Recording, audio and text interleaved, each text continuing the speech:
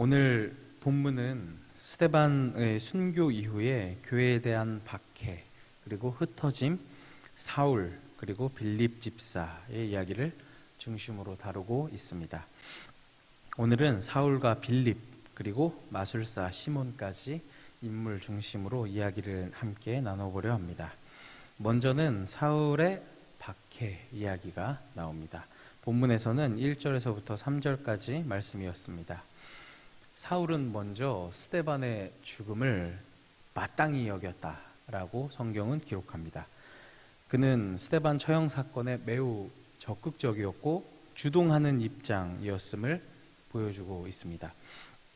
유대주의자였던 그는 스데반을 죽인 것에 대해 단호하고 나름대로 자신 안에 확신에 찬 태도가 있었음을 우리는 볼 수 있습니다. 이윽고 그날에 큰 박해가 있었다라고 합니다. 그날은 스데반이 순교한 바로 그날입니다. 박해를 당합니다. 교회가. 이 단어는 추적당하다, 괴롭힘을 당하다라는 뜻이 있습니다. 각 집에 들어가서 남녀를 끌어다가 옥에 가둡니다. 산헤드린에서 공문을 가져다가 먼 지방까지 쫓아갑니다. 먼 지방까지 쫓아가서 그들을 잡아오는 지경에 이릅니다. 교회에 가해지는 고통이 매우 잔인하고 집요했음을 알 수 있습니다. 이러한 박해 때문에 사도들을 제외하고는 유대와 사마리아와 모든 땅으로 흩어지게 됩니다. 예루살렘 교회 대부분의 성도들이 흩어졌음을 볼 수 있습니다. 여기에서는 특별히 이 흩어진이라라는 단어를 눈여겨볼 만합니다. 이 단어는 헬라어로 디에스파레산이란 단어입니다. 흩다라는 단어입니다. 흩다. 구약에서는 이방 지역에 추방되거나 흩어져 있는 유대인들에게 이 단어가 쓰였습니다. 그 유명한 디아스포라입니다. 하나님께서는 이 구약의 디아스포라들을 다시 불러 모으시고 회복시키실 것을 말씀하셨습니다. 오늘 본문에서도 이 단어가 같은 맥락에서 쓰였습니다. 지금 예루살렘 교회 성도들은 비록 겉으로는 박해 때문에 흩어지는 것 같지만 결국 이 흩어짐으로 인해서 교회가 무너지는 것이 아니라 다시 회복되고 복음이 전파될 것이야. 이 단어가 이 말씀에 암시되어 있는 것입니다. 예루살렘과 온 유대와 사마리아와 땅끝까지 이르러 내 증인이 되리라 말씀하셨던 이 사도행전 1장 8절의 명령에 따라 복음의 확산을 위하여 유대주의자들의 박해로 이 사람들이 흩어졌지만 이 박해가 오히려 복음 확산의 도구가 되었다라는 사실입니다. 이어서 4절과 5절에 이르면 흩어진 사람들이 두루 다니며 복음을 전파합니다. 빌립이라고 하면 이 사마리아 성을 회개시킨 사람, 큰 기적을 이룬 사람, 주님께서 맡기신 커다란 일들을 감당합니다마는 우리가 짚고 넘어가야 될 부분은 빌립은 처음부터 사마리아로 가서 복음을 전할 생각은 없었다라는 사실입니다. 빌립은 핍박이 오자, 박해가 오자 사마리아까지 간 평범한 사람이었습니다. 이 예루살렘에서 사마리아까지 제가 거리를 한번 실제로 찾아봤습니다. 51km 정도에서 70km까지 된다고 하는데 당진에서 따지면 저 아래 홍성을 지나 청량군까지 걸어서 도망간 것입니다. 좀 더 멀리 가면 공주시까지 도망을 간 것이죠. 그런데 이 앞부분, 이 본문의 앞부분에서 중요한 것은 하나님께서 쓰시는 사람, 하나님께서 역사하시는 사람은 이 도망간 빌립보다 더 못한 사울이다라는 사실입니다. 나중에 훗날 바울로 불리우는 이 사울은 박해를 피해서 도망간 정도가 아니라 그 박해를 주도한 사람이었습니다. 이러한 상황을 바울은 고린도전서 1장에 이렇게 밝힙니다. 제가 봉독해 드리겠습니다. 그러나 하나님께서 세상에 미련한 것들을 택하사 지혜 있는 자들을 부끄럽게 하시려고 세상의 약한 것들을 택하사 강한 것들을 부끄럽게 하려 하시며 하나님께서 세상의 천한 것들과 멸시받는 것들과 없는 것들을 택하사 있는 것들을 패하려 하시나니 이는 아무 육체도 하나님 앞에서 자랑하지 못하게 하려 하심이라. 아멘. 바울은 자기가 세상에서 가장 천한 사람이고 멸시받는 것이고 없는 것이라고 인정하고 있습니다. 우리는 보통 사도 바울이라 하면 신약 시대에 있어서 엄청난 업적들 때문에 이 사람을 위대한 사람이라고 생각합니다.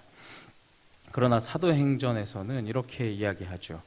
이 사람이 위대해서 위대한 업적을 남긴 것이 아니라 그를 하나님이 쓰셨기 때문에 위대한 업적이 남았다라고 사도행전은 이야기합니다.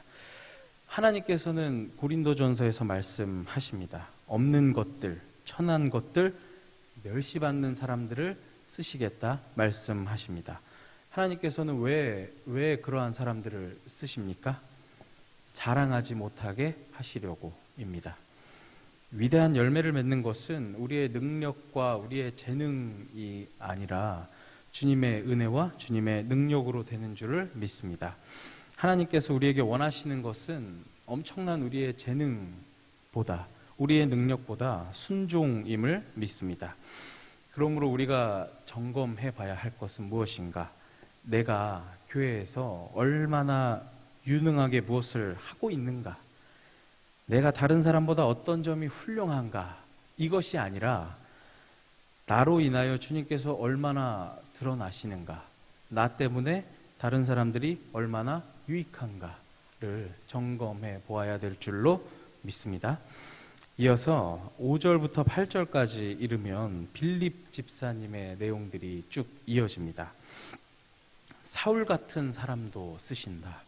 어리석은 사람들을 하나님께서 쓰신다고 말씀하셨습니다. 그럼 하나님께서 어떻게 쓰시는지를 함께 살펴보겠습니다. 이 본문에 나온 빌립 집사는 사마리아 성을 회개시킨 사람, 기적을 이룬 사람입니다마는 앞서 얘기했듯이 빌립은 원래는 이럴 생각이 없었다라는 사실입니다. 왜 그렇습니까? 빌립이 애초에 이 일을 위해서 뽑힌 사람이 아니기 때문입니다. 사도행전 우리 6장에서 함께 공부하지 않았습니까? 사도행전 6장 2절부터 5절까지 보면 12사도가 우리의 말씀 사역과 기도하는 일을 제쳐놓고 접대하는 것이 마땅하지 않다. 칭찬받는 사람 7을 택하여 그 일을 맡기겠다. 그래서 뽑죠. 스데반, 빌립, 브로고로, 니가노로, 디몬 등등등 집사들을 뽑습니다. 사도들이 말씀을 맡고 기도하는 일을 맡고 이 일과 봉사가 겹쳐서 봉사만 맡을 사람들을 뽑았습니다. 주의 말씀을 전하기 위해서 뽑혀진 사람이 아니었던 것이죠. 왜 사마리아 성에 빌립이 내려왔습니까? 말씀에 대한 열정이 아니라 박해가 일어나자 도망 온 것입니다. 저는 오늘 이 본문과 성경이 하고 싶은 이야기가 여기 있다고 생각합니다. 하나님께서 우리를 부르시고 일을 맡기실 때에 우리 앞에 그 주님의 일이 주어졌을 때에 우리는 이렇게 생각하기도 합니다. 주님, 제가 아직 능력이 없습니다. 주님, 제가 아직 가진 것이 충분하지 않습니다. 제가 아직 경험이 없습니다. 제가 각오가 부족합니다. 이렇게 생각할 때가 있을 줄로 압니다. 바울과 스데반, 빌립, 이 위대한 사람들과 같은 열정이 아직 제 안에 없습니다. 라고 생각할 수 있습니다. 그러나 오늘 본문은 이야기하고 있는 것이죠. 이 사람들도 처음부터 그러한 열심과 각오로 시작한 것이 아니었다라는 사실입니다. 빌립은 박해를 피해 여기까지 도망온 사람이었고 사울은 그리스도인들을 잡아서 죽이던 사람이었다라는 것입니다.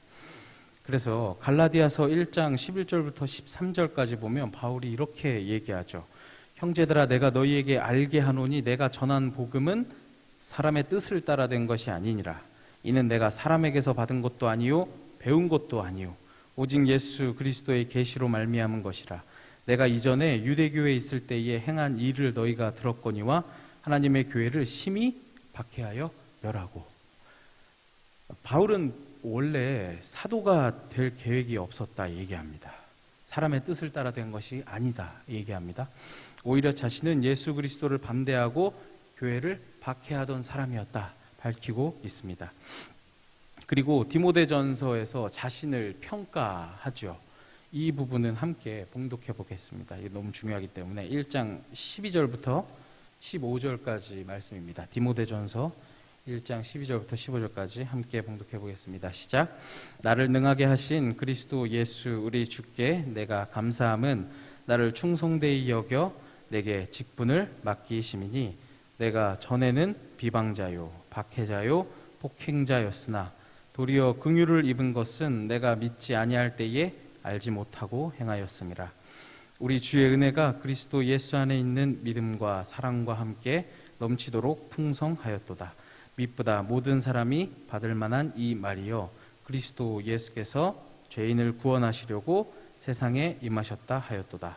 죄인 중에 내가 괴수니라. 아멘. 바울은 밝히고 있습니다. 내가 비방자였다, 박해자였다, 폭행자였다.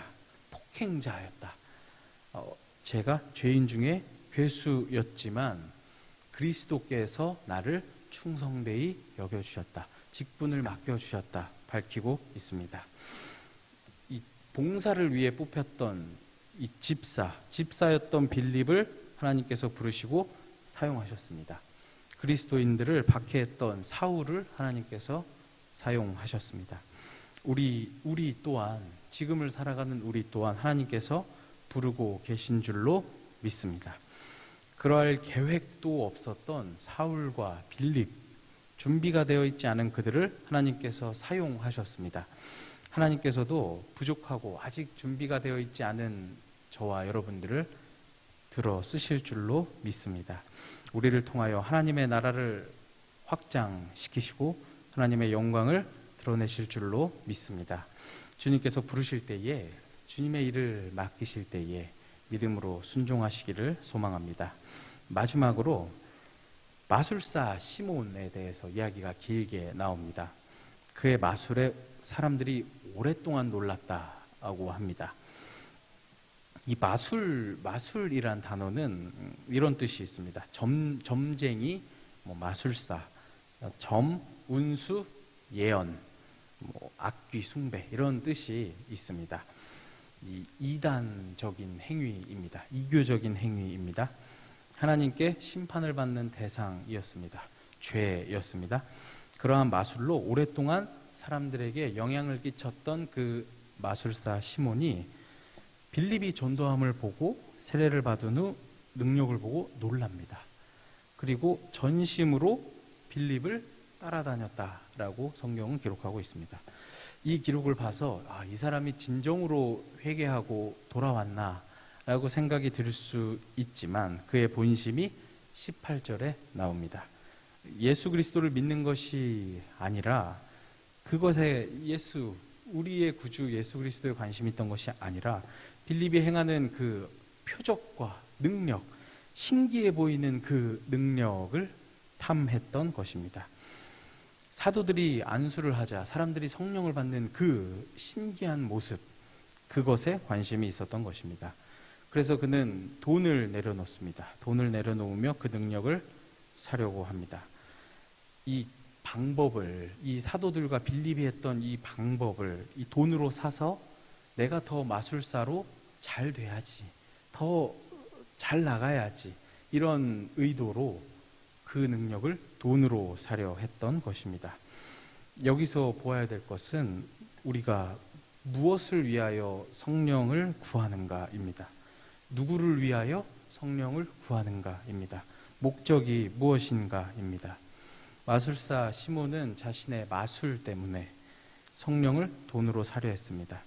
순전히 자신의 이익 때문이었습니다. 하나님 성령 충만하게 해주십시오 우리가 기도하는데 무엇을 위하여 우리가 성령 충만함을 위해 기도하는가 점검해 보아야 될 줄로 믿습니다. 그것이 하나님 나라와 그 복음을 위해서, 예수님을 위해서가 되시기를 진심으로 소망합니다. 기도하겠습니다.